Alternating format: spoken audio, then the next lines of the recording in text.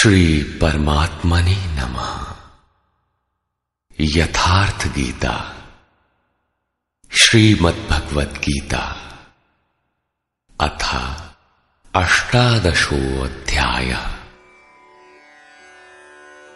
ये गीता का अंतिम अध्याय है, जिसके पूर्वार्ध में योगेश्वर श्री कृष्ण द्वारा प्रस्तुत अनेक प्रश्नों का समाधान है तथा उत्तरार्ध गीता का उपसंहार है कि गीता से लाभ क्या है। 17वें अध्याय में आहार, तप, यज्ञ, दान तथा श्रद्धा का विभाग सहित स्वरूप बताया गया। उसी संदर्भ में त्याग के प्रकार शेष है। अर्जुन ने स्वयं एक प्रश्न रखा कि अर्जुन उवाच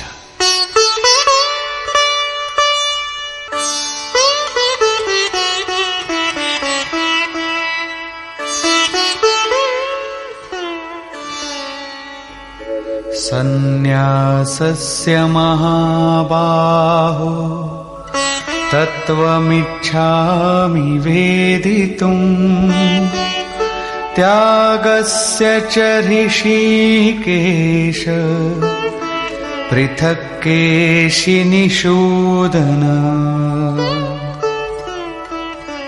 अर्जुन बोला, हे महाबाहो, हे हृदय के सर्वस्व, हे केशिनिषूदन, मैं सन्यास और त्याग के यथार्थ स्वरूप को पृथक पृथक जानना चाहता हूं।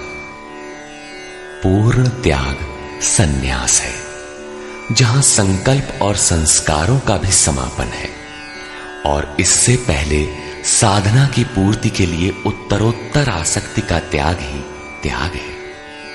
यहां दो प्रश्न हैं कि सन्यास के तत्व को जानना चाहता हूं और दूसरा है कि त्याग के तत्व को जानना चाहता हूं। इस पर योगेश्वर श्री कृष्ण ने कहा, श्री भगवान उवाच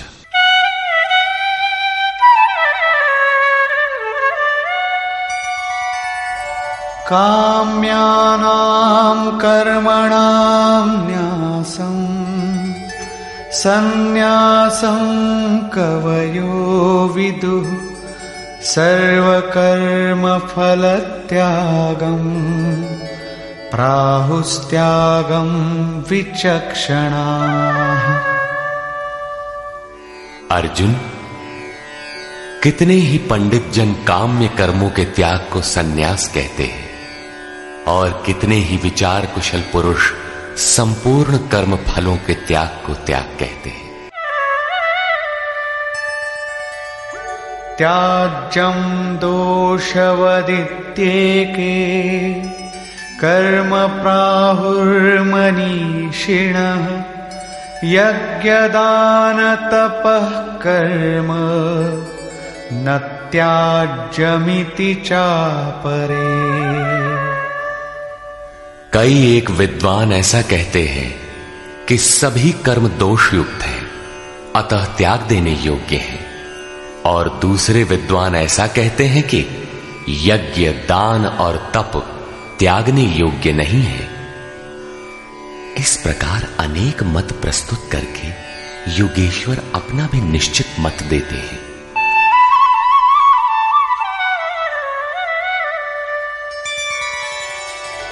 निश्चयं शृणु मे तत्र त्यागे भरतसत्तम त्यागो हि पुरुषौ व्याघ्र त्रिविधः संप्रकीर्तितः। हे अर्जुन, उस त्याग के विषय में तू मेरे निश्चय को सुन। हे पुरुष श्रेष्ठ, वो त्याग 3 प्रकार का कहा गया है। यज्ञदान तपः कर्म न त्याज्यं कार्यमेव तत् यज्ञो दानं तपश्चैव पावनानि मनीषिणाम्। यज्ञ, दान और तप ये 3 प्रकार के कर्म त्यागने योग्य नहीं हैं। इन्हें तो करना ही चाहिए, क्योंकि यज्ञ, दान और तप तीनों ही पुरुषों को पवित्र करने वाले हैं। श्री कृष्ण ने 4 प्रचलित मतों का उल्लेख किया। पहला, काम्य कर्मों का त्याग। दूसरा, संपूर्ण कर्म फलों का त्याग। तीसरा, दोष युक्त होने के कारण सभी कर्मों का त्याग। और चौथा मत था, यज्ञ, दान और तप त्यागने योग्य नहीं है। उनमें से एक मत से अपनी सहमति प्रकट करते हुए कहा कि अर्जुन, मेरा भी यह निश्चित किया हुआ मत है कि यज्ञ, दान और तप रूप क्रिया त्यागने योग्य नहीं है। इससे सिद्ध है कि कृष्ण काल में भी कई मत प्रचलित थे, जिनमें एक यथार्थ था। उस काल में भी कई मत थे, आज भी है। महापुरुष जब दुनिया में आता है तो कई मतांतरों में से कल्याणकारी मत को निकालकर सामने खड़ा कर देता है। प्रत्येक महापुरुष ने यही किया है। श्री कृष्ण ने भी यही किया। उन्होंने कोई नया मार्ग नहीं बताया, बल्कि प्रचलित कई मतों के बीच सत्य को समर्थन देकर उसे स्पष्ट कर दिया।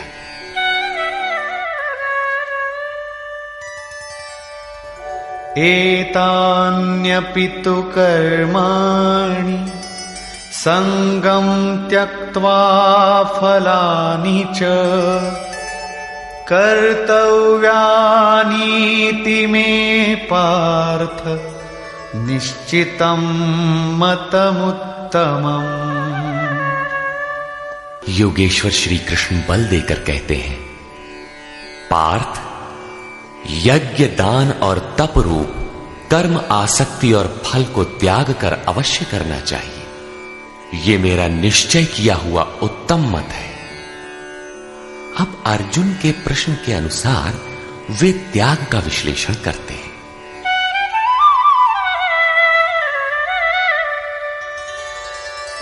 नियतस्य तु सन्न्यासः कर्मणो नोपपद्यते मोहात्तस्य परित्यागस्तामसः परिकीर्तितः।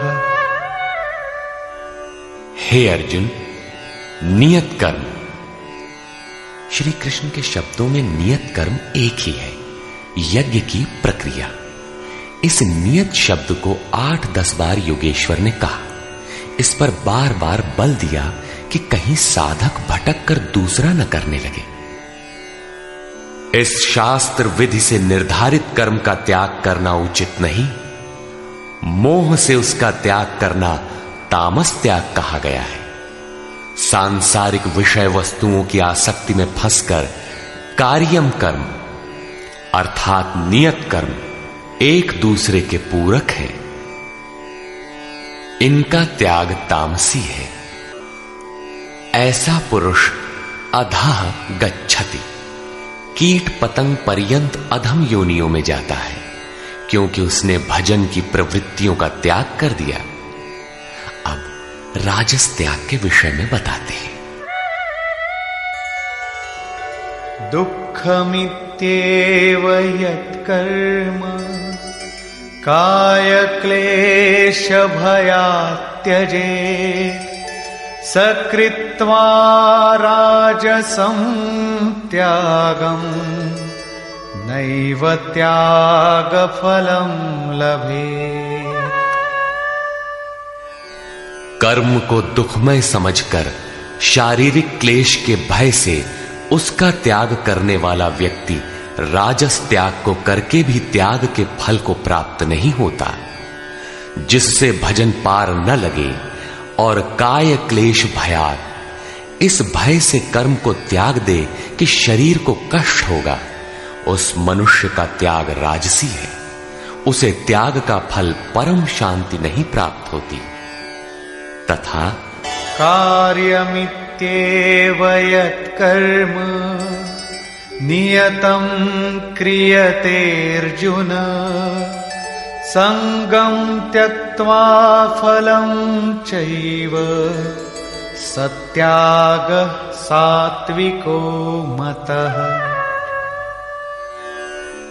हे अर्जुन, करना कर्तव्य है ऐसा समझकर जो नियतम शास्त्र विधि से निर्धारित किया हुआ कर्म संग दोष और फल को त्याग कर किया जाता है, वही सात्विक त्याग है। अतः नियत कर्म करें और इसके सिवाय जो कुछ है उसका त्याग कर दें।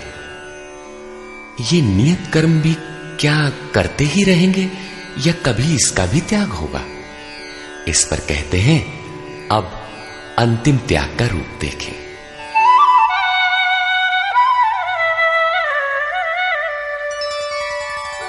न द्वेष्ट्य कुशलं कर्म कुशलेनानुषज्यते त्यागी सत्त्वसमाविष्टो मेधावी छिन्न संशयः। हे अर्जुन, जो पुरुष अकुशलम कर्म अर्थात अकल्याणकारी कर्म से, शास्त्र नियत कर्म ही कल्याणकारी है, इसके विरोध में जो कुछ है इसी लोक का बंधन है, इसलिए अकल्याणकारी है, ऐसे कर्मों से द्वेष नहीं करता और अकल्याणकारी कर्म में आसक्त नहीं होता, जो करना था वो भी शेष नहीं है, ऐसा सत्व से संयुक्त पुरुष संशय रहित, ज्ञानवान और त्यागी है। उसने सब कुछ त्यागा है, लेकिन प्राप्ति के साथ वो पूर्ण त्याग ही सन्यास है। हो सकता है और कोई सरल रास्ता हो? इस पर कहते हैं, नहीं। नहि देहभृता शक्यं त्यक्तुं कर्माण्यशेषतः यस्तु कर्मफलत्यागी सत्यागीत्यभिधीयते। देहधारी पुरुषों के द्वारा अर्थात केवल शरीर ही नहीं जिसे आप देखते हैं, श्री कृष्ण के अनुसार प्रकृति से उत्पन्न सत रज तम तीनों गुण ही इस जीवात्मा को शरीरों में बांधते हैं। जब तक गुण जीवित हैं, तब तक वो जीवधारी है। किसी न किसी रूप में शरीर परिवर्तित होता रहेगा, देह के कारण जब तक जीवित है। देहधारी पुरुषों के द्वारा संपूर्णता से सब कर्मों का त्याग संभव नहीं है, इसलिए जो पुरुष कर्म के फल का त्यागी है वही त्यागी है, ऐसा कहा जाता है। अतः जब तक शरीर के कारण जीवित हैं, तब तक नियत कर्म करें और उनके फल का त्याग करें। बदले में किसी फल की कामना न करें। वैसे सकामी पुरुषों के कर्मों का फल भी होता है।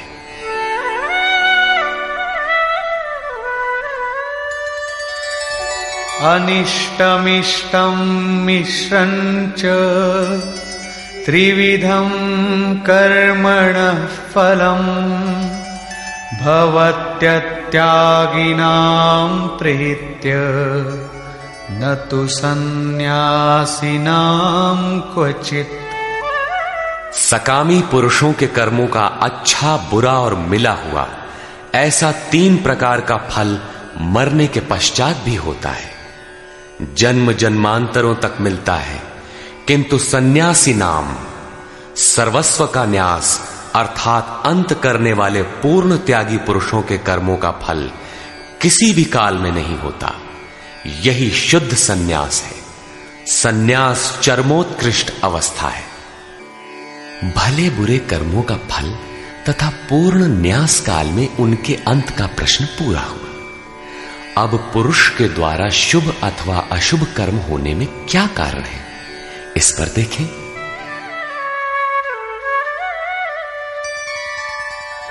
पंचैतानि महाबाहो कारणानि निबोध मे सांख्ये कृतान्ते प्रोक्तानि सिद्धये सर्वकर्मणाम्।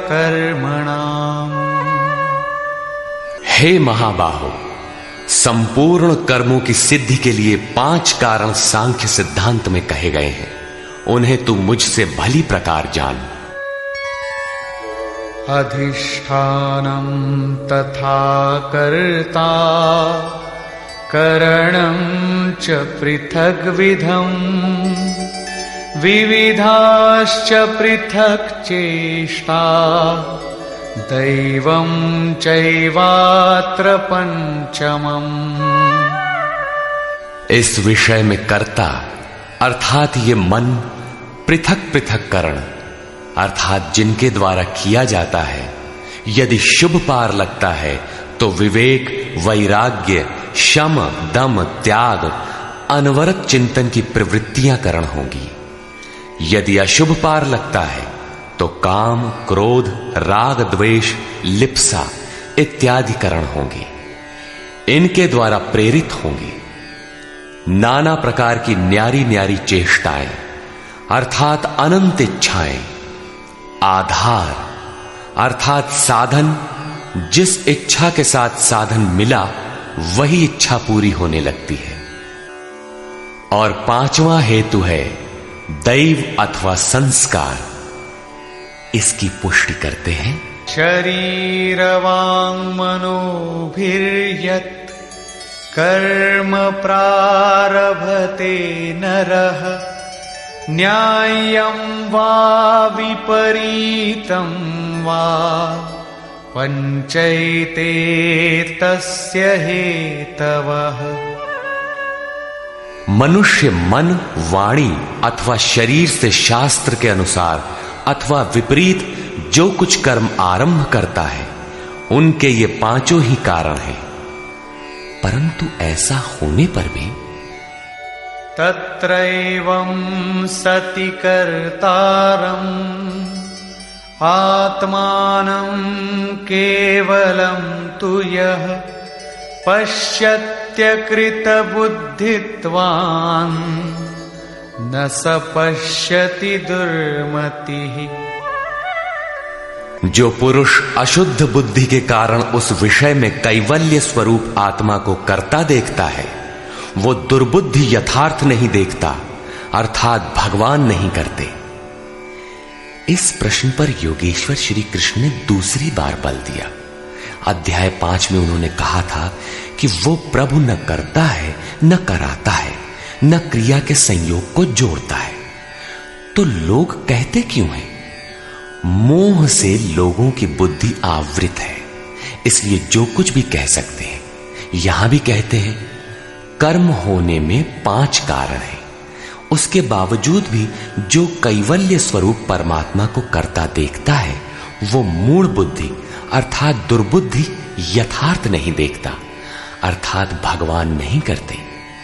जबकि अर्जुन के लिए वे ताल ठोक कर खड़े हो जाते हैं। निमित्त मात्रम भव, कि करता धरता तो मैं हूं, तू निमित्त बनकर खड़ा भर रहे। अंततः वे महापुरुष कहना क्या चाहते हैं? वस्तुतः भगवान और प्रकृति के बीच एक आकर्षण रेखा है। जब तक साधक प्रकृति की सीमा में है, भगवान नहीं करते। बहुत समीप रहकर भी दृष्टा रूप में ही रहते हैं। अनन्य भाव से इष्ट को पकड़ने पर वे हृदय देश से संचालक बन जाते हैं। साधक प्रकृति की आकर्षण सीमा से निकलकर उनके क्षेत्र में आ जाता है। ऐसे अनुरागी के लिए वे ताल ठोंककर सदैव खड़े रहते हैं। केवल उसी के लिए भगवान करते हैं। अतः चिंतन करें। प्रश्न पूरा हुआ। आगे देखें। यस्य नाहं कृतो भावो बुद्धिर्यस्य न लिप्यते हत्वापि स इमान् लोकान् न हन्ति न निबध्यते। जिस पुरुष के अंतःकरण में मैं करता हूं ऐसा भाव नहीं है, तथा जिसकी बुद्धि लिपायमान नहीं होती, वो पुरुष इन सब लोगों को मारकर भी वास्तव में न तो मारता है और न बंधता है। लोक संबंधी संस्कारों का विलय ही लोक संहार है। अब उस नियत कर्म की प्रेरणा कैसे होती है, इस पर देखें।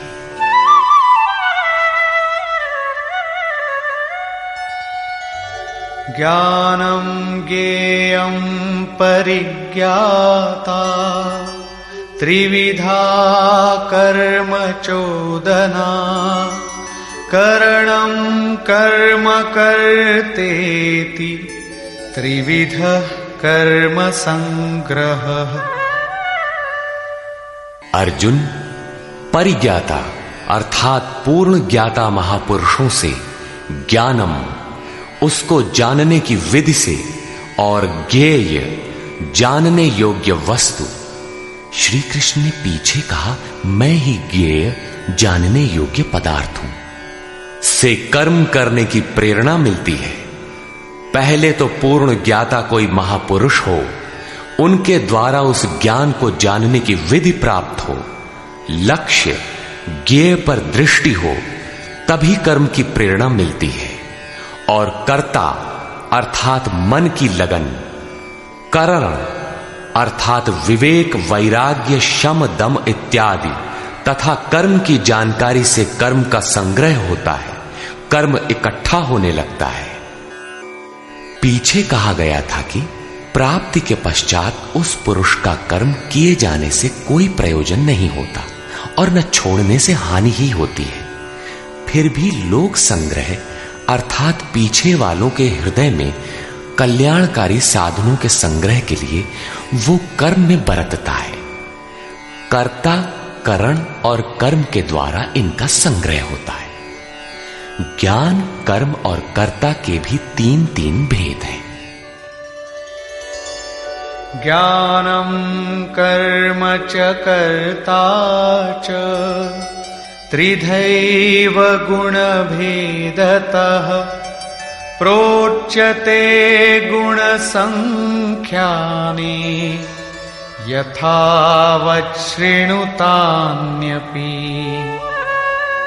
ज्ञान, कर्म तथा कर्ता भी गुणों के भेद से सांख्य शास्त्र में तीन तीन प्रकार के कहे गए हैं, उन्हें भी तू यथावत सुन। प्रस्तुत है पहले ज्ञान का भेद। सर्वभूतेषु येनैकं भावमव्ययमीक्षते अविभक्तं विभक्तेषु तज्ज्ञानं विद्धि सात्विकम्। अर्जुन, जिस ज्ञान से मनुष्य पृथक पृथक सब भूतों में एक अविनाशी परमात्म भाव को विभाग रहित एक रस देखता है, उस ज्ञान को तू सात्विक जान। ज्ञान प्रत्यक्ष अनुभूति है, जिसके साथ ही गुणों का अंत होना है। ये ज्ञान की परिपक्व अवस्था है। अब राजस ज्ञान देखें। पृथक्त्वेन तु यज्ज्ञानं नानाभावान् पृथक्विधान् वेत्ति सर्वेषु भूतेषु तज्ज्ञानं विद्धि राजसम्। जो ज्ञान संपूर्ण भूतों में भिन्न प्रकार के अनेक भावों को अलग अलग करके जानता है कि ये अच्छा है, ये बुरे हैं, उस ज्ञान को तू राजस जान। ऐसी स्थिति है तो राजसी स्तर पर तुम्हारा ज्ञान है। अब देखें तामस ज्ञान।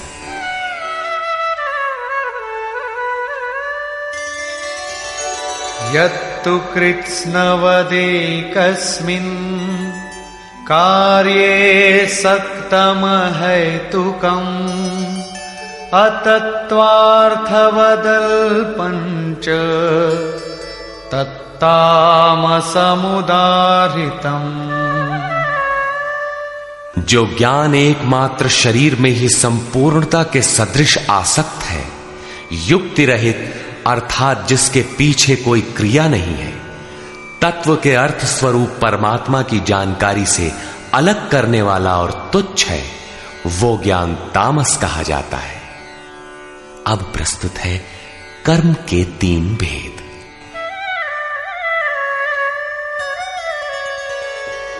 नियतं संगरहितं अरागद्वेषतः कृतं अफलप्रेप्सुना कर्म यत्तत् सात्विकमुच्यते। जो कर्म नियतम शास्त्र विधि से निर्धारित है, अन्य नहीं, संग दोष और फल को न चाहने वाले पुरुष द्वारा बिना राग द्वेष के किया जाता है, वो कर्म सात्विक कहा जाता है।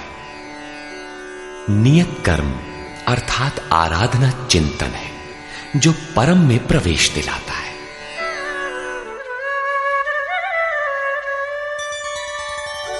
यत्तु कामेप्सुना कर्म साहंकारेण वा पुनः क्रियते बहुलायासं तद्राजसमुदारितम्।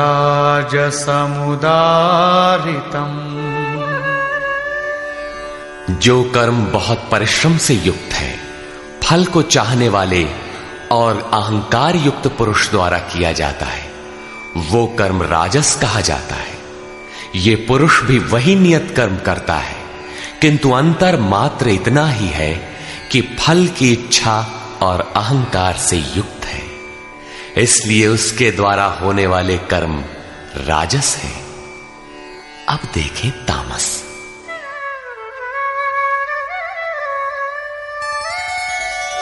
अनुबंधं क्षयं हिंसा अनवेक्ष्य च पौरुषं मोहादारभ्यते कर्म यत्तत्तामसमुच्यते। जो कर्म अंततः नष्ट होने वाला है, हिंसा सामर्थ्य को न विचार कर केवल मोहवश आरंभ किया जाता है, वो कर्म तामस कहा है। स्पष्ट है कि ये कर्म शास्त्र का नियत कर्म नहीं है, उसके स्थान पर भ्रांति है। अब देखें कर्ता के लक्षण।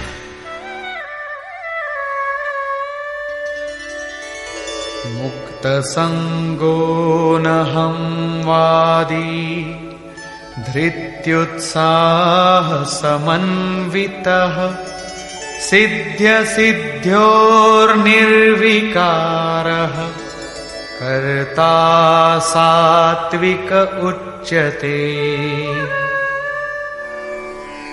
जो कर्ता संग दोष से रहित होकर अहंकार के वचन न बोलने वाला, धैर्य और उत्साह से युक्त होकर कार्य के सिद्ध होने और न होने में हर्ष शोक इत्यादि विकारों से सर्वथा रहित होकर कर्म में अर्थात अहिर्निश प्रवृत्त है, वो कर्ता सात्विक कहा जाता है। यही उत्तम साधक के लक्षण है। कर्म वही है, नियत कर्म।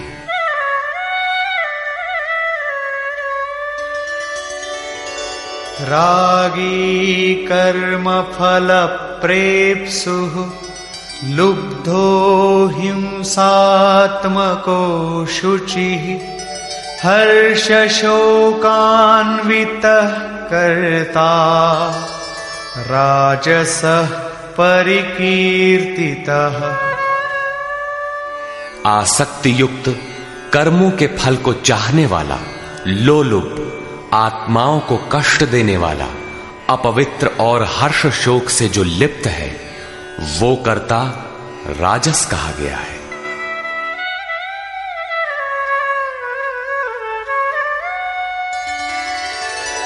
अयुक्तः प्राकृतः स्तब्धः शठो नैष्कृतिकोलसः विषादी दीर्घसूत्री च कर्ता तामस उच्यते। जो चंचल चित्त वाला, असभ्य, घमंडी, धूर्त, दूसरे के कार्यों में बाधा पहुंचाने वाला, शोक करने के स्वभाव वाला, आलसी और दीर्घ सूत्री है कि फिर कर लेंगे, वो कर्ता तामस कहा जाता है। दीर्घ सूत्री कर्म को कल पर टालने वाला है, यद्यपि करने की इच्छा उसे भी रहती है। इस प्रकार कर्ता के लक्षण पूरे हुए। अब योगेश्वर श्री कृष्ण ने नवीन प्रश्न उठाया, बुद्धि, धारणा और सुख के लक्षण।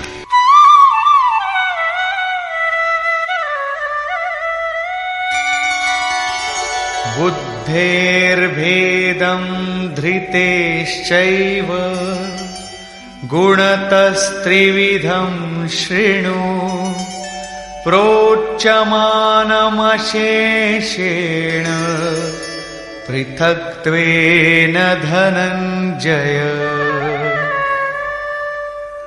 धनंजय, बुद्धि और धारणा शक्ति का भी गुणों के कारण 3 प्रकार का भेद संपूर्णता से विभाग पूर्वक मुझसे सुन।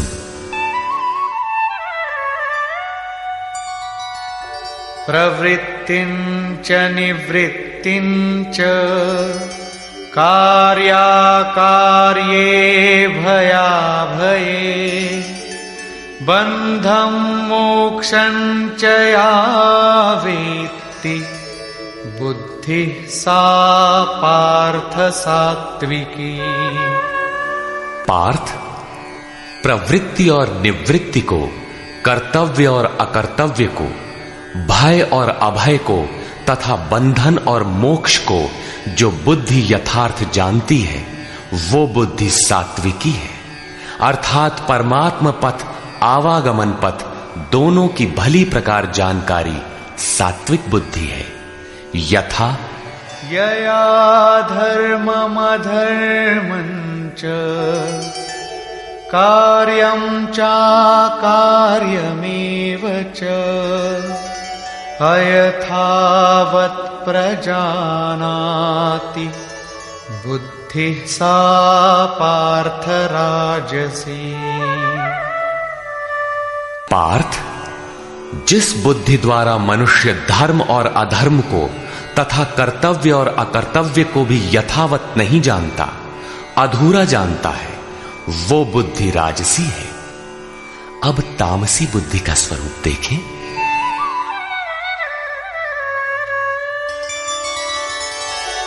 अधर्मं धर्ममिति या मन्यते तमसावृता सर्वार्थान् विपरीतांश्च बुद्धिः सा पार्थ तामसी।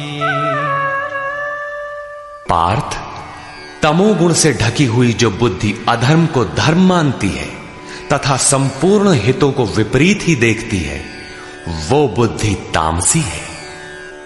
यहां श्लोक 30 से 32 तक बुद्धि के 3 भेद बताए गए।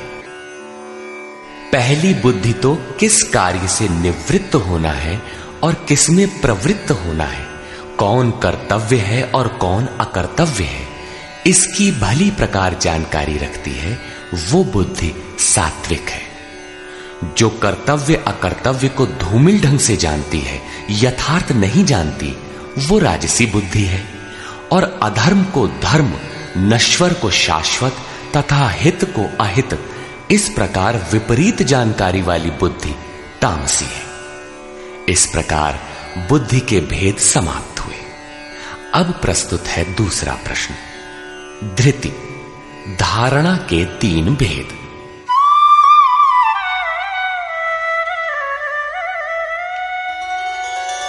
धृत्यायया धारयते मनः प्राणेन्द्रिय क्रिया योगेनाव्यभिचारिण्या धृतिः सा पार्थ सात्विकी। योगेन, यौगिक प्रक्रिया के द्वारा अव्यभिचारिणी, योग चिंतन के अलावा दूसरे किसी स्फुरण का आना व्यभिचार है। चित्त का बहक जाना व्यभिचार है। अतः ऐसी अव्यभिचारिणी धारणा से मनुष्य मन प्राण और इंद्रियों की क्रिया को जो धारण करता है वो धारणा सात्विकी है। अर्थात मन, प्राण और इंद्रियों को इष्ट की दिशा में मोड़ना ही सात्विक धारणा है। तथा यया तु धर्म कामार्थान् धृत्या धारयतेऽर्जुन प्रसंगेन फलाकांक्षी धृतिः सा पार्थ राजसी। हे पार्थ, फल की इच्छा वाला मनुष्य अति आसक्ति से जिस धारणा के द्वारा केवल धर्म, अर्थ और काम को धारण करता है, अर्थात मोक्ष को नहीं, वो धारणा राजसी है। इस धारणा में भी लक्ष्य वही है, केवल कामना करता है, जो कुछ करता है उसके बदले में चाहता है। अब तामसी धारणा के लक्षण देखें।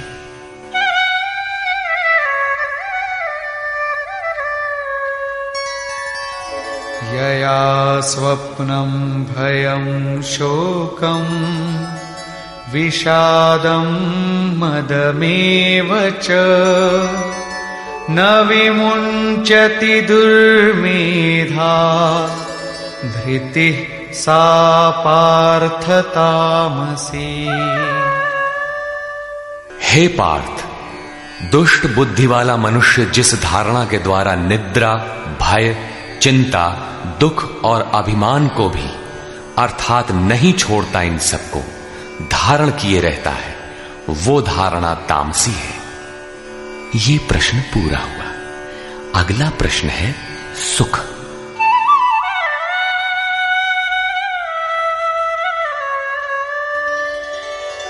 सुखं त्विदानीं त्रिविधं शृणु मे भरतर्षभ अभ्यासाद्रमते यत्र दुःखान्तं च निगच्छति। अर्जुन, अब सुख भी 3 प्रकार का मुझसे सुन। उनमें से जिस सुख में साधक अभ्यास से रमण करता है, अर्थात चित्त को समेटकर इष्ट में रमण करता है, और जो दुखों का अंत करने वाला है, तथा यत्तदग्रे विषमिव परिणामे मृतोपमम् तत्सुखं सात्विकं प्रोक्तम् आत्मबुद्धि प्रसादजम्। उपर्युक्त सुख साधन के आरंभ काल में ही यद्यपि विष के सदृश लगता है, प्रहलाद को सूली पर चढ़ाया गया, मीरा को विष मिला। कबीर कहते हैं, सुखिया सब संसार है, खाए और सोवे, दुखिया दास कबीर है, जागे और रोवे। अतः आरंभ में विष जैसा भासता है, परंतु परिणाम में अमृत तुल्य है, अमृत तत्व को दिलाने वाला है। अतः आत्म विषयक बुद्धि के प्रसाद से उत्पन्न हुआ सुख सात्विक कहा गया है। तथा विषयेन्द्रिय संयोगात् यत्तदग्रे मृतोपमम् परिणामे विषमिव तत्सुखं राजसं स्मृतम्। जो सुख विषय और इंद्रियों के संयोग से होता है, वो यद्यपि भोग काल में अमृत के सदृश लगता है, किंतु परिणाम में विष के सदृश है, क्योंकि जन्म मृत्यु का कारण है। वो सुख राजस कहा गया है। तथा यदग्रे चानुबंधे च सुखं मोहनमात्मनः निद्रालस्य प्रमादोत्थम् तत्तामसमुदाहृतम्।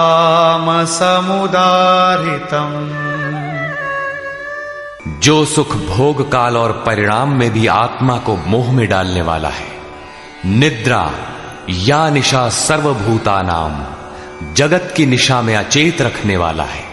आलस्य और व्यर्थ की चेष्टाओं से उत्पन्न वो सुख तामस कहा गया है। अब योगेश्वर श्री कृष्ण गुणों की पहुंच बताते हैं।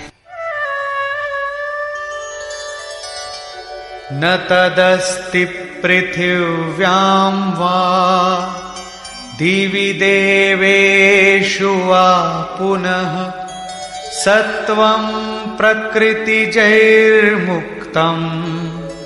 यदेभिः स्यात् त्रिभिर्गुणैः।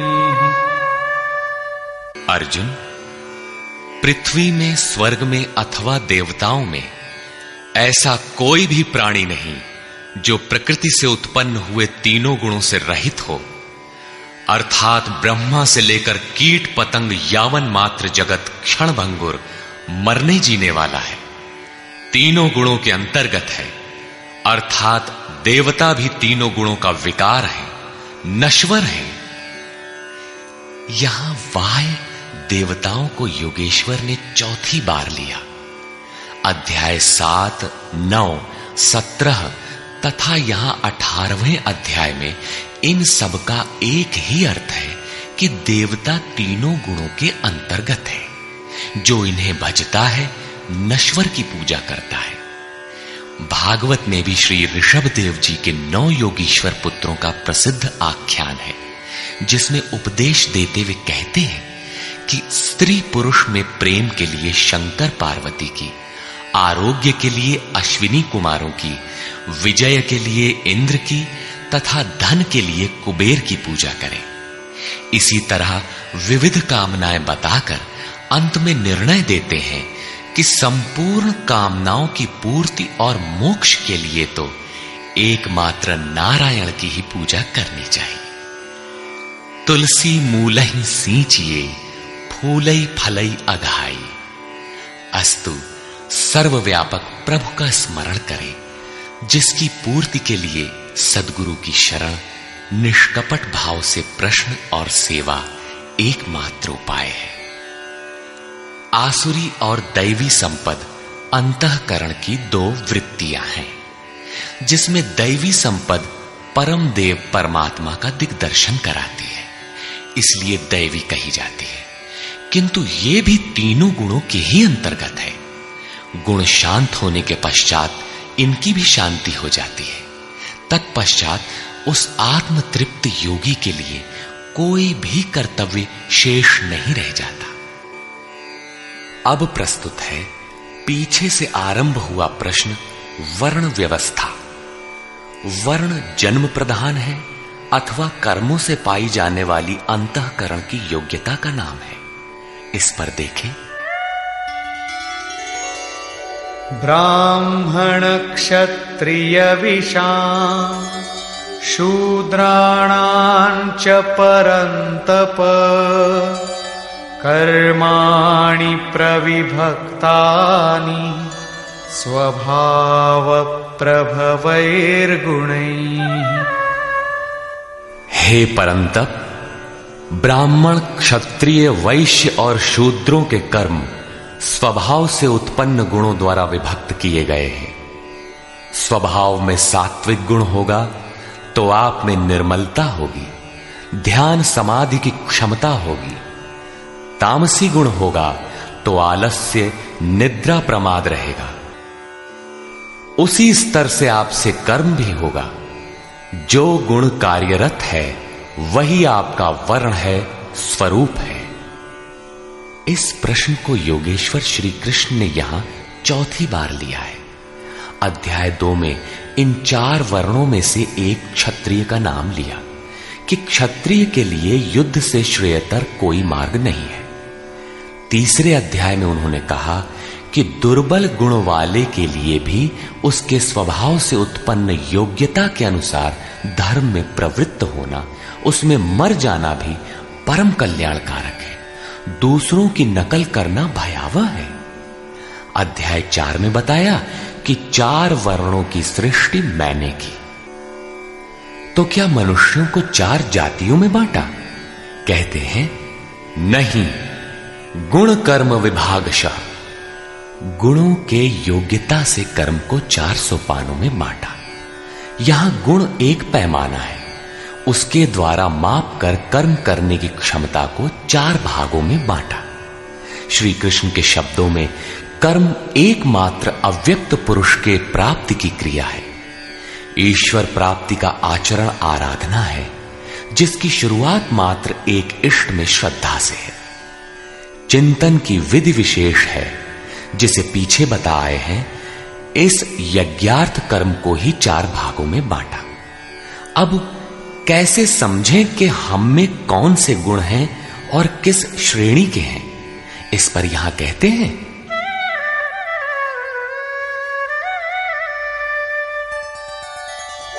शमोदमस्तपः शौचम् क्षान्तिरार्जवमेव च ज्ञानं विज्ञानमास्तिक्यम् ब्रह्म कर्म स्वभावजम्। मन का शमन, इंद्रियों का दमन, पूर्ण पवित्रता, मन, वाणी और शरीर को इष्ट के अनुरूप तपाना, क्षमा भाव, मन, इंद्रियों और शरीर की सर्वथा सरलता, आस्तिक बुद्धि अर्थात एक इष्ट में सच्ची आस्था, ज्ञान अर्थात परमात्मा की जानकारी का संचार, विज्ञान अर्थात परमात्मा से मिलने वाले निर्देशों की जागृति एवं उसके अनुसार चलने की क्षमता, ये सब स्वभाव से उत्पन्न हुए ब्राह्मण के कर्म है। अर्थात जब स्वभाव में ये योग्यताएं पाई जाएं, कर्म धारावाही होकर स्वभाव में ढल जाए, तो वो ब्राह्मण श्रेणी का करता है। तथा शौर्यं तेजो धृतिर्दाक्षम् युद्धे चाप्यपलायनम् दानमीश्वर भावश्च क्षात्रं कर्म स्वभावजम्। शूरवीरता, ईश्वरीय तेज का मिलना, धैर्य, चिंतन में दक्षता अर्थात कर्मसु कौशलम, कर्म करने में दक्षता, प्रकृति के संघर्ष से न भागने का स्वभाव, दान अर्थात सर्वस्व का समर्पण, सब भावों पर स्वामी भाव अर्थात ईश्वर भाव, ये सब क्षत्रिय के स्वभावजम, स्वभाव से उत्पन्न हुए कर्म है। स्वभाव में ये योग्यताएं पाई जाती हैं तो वो कर्ता क्षत्रिय है। अब प्रस्तुत है वैश्य तथा शूद्र का स्वरूप।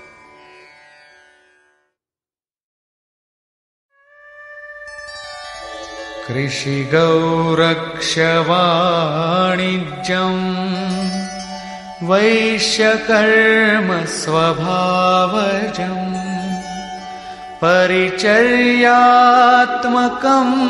कर्म शूद्रस्यापि स्वभावजम्।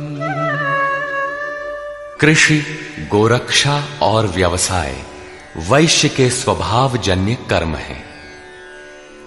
गोपालन ही क्यों, भैंस को मार डालें, बकरी न रखें, ऐसा कुछ नहीं है।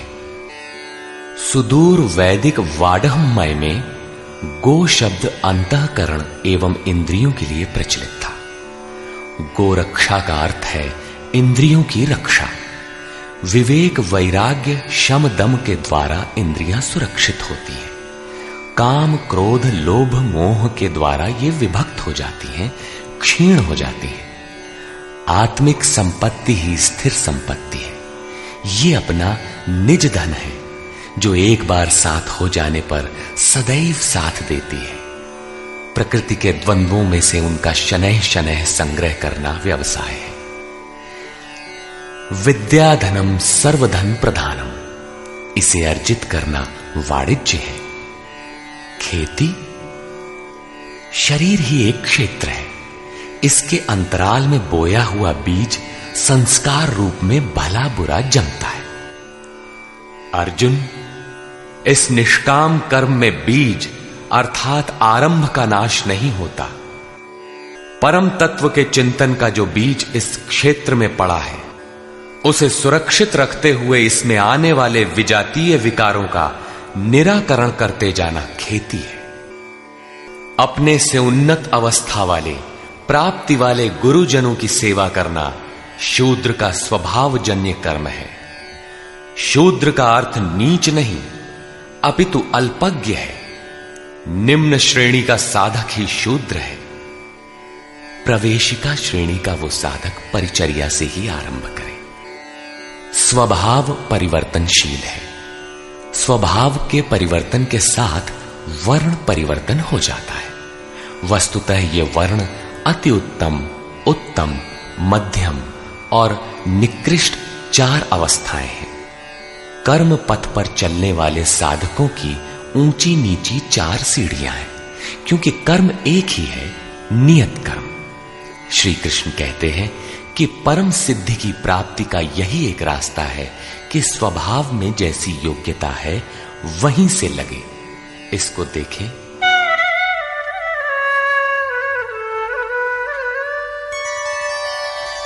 स्वे स्वे कर्मण्यभिरतः संसिद्धिं लभते नरः स्वकर्मनिरतः सिद्धिं यथा विन्दति तच्छृणु।